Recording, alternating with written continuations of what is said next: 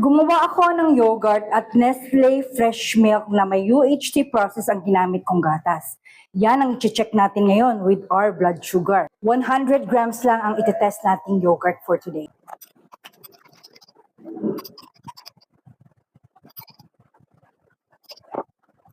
Pwede na yan. Bago natin kainin ang 100 grams ng ating yogurt, i-check na muna natin ang baseline ng ating blood sugar. 122 as of 10:20 a.m. Dito sa ating yogurt, Nestle fresh milk ang ginamit ko, UHT process. Ang i-check natin dito kung meron bang spike sa ating blood sugar, yung Nestle fresh milk. Pagkatapos natin kainin to ay babalik tayo after an hour para makita kung ano ang magiging spike ng ating blood sugar sa yogurt na gawa sa Nestle fresh milk. Sarap, creamy. Meron pala akong ginawang tutorial video kung paano gawin ng yogurt na ganito ka-thick. May halo tong birch tree full cream milk.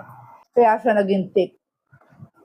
Lalo masarap to kung hahaluan mo siya ng nuts, berries. Maganda sa mga UHT processed milk, wala siyang added sugar.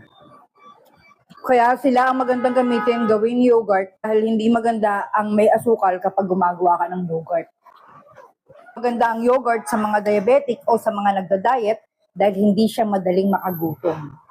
Ang mga yogurt ay may probiotic, yung mayroong good bacteria.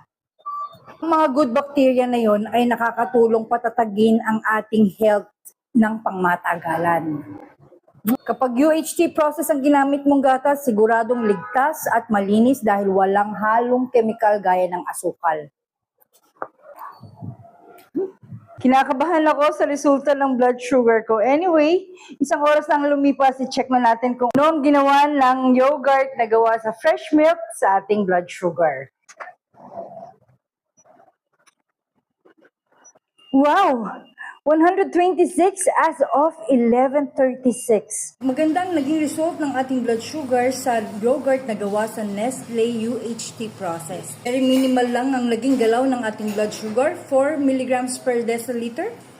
Not bad. Pwedeng maging snack ng mga diabetic at ng mga nagda-diet. Dahil hindi siya madaling makagutom. Actually, after kong gumawa ng content, kumakain na ako ng lunch. Pero ngayon parang hindi ko pa feel kumain. That will be all for my today's journey. See you all tomorrow for my tomorrow's journey. Bye!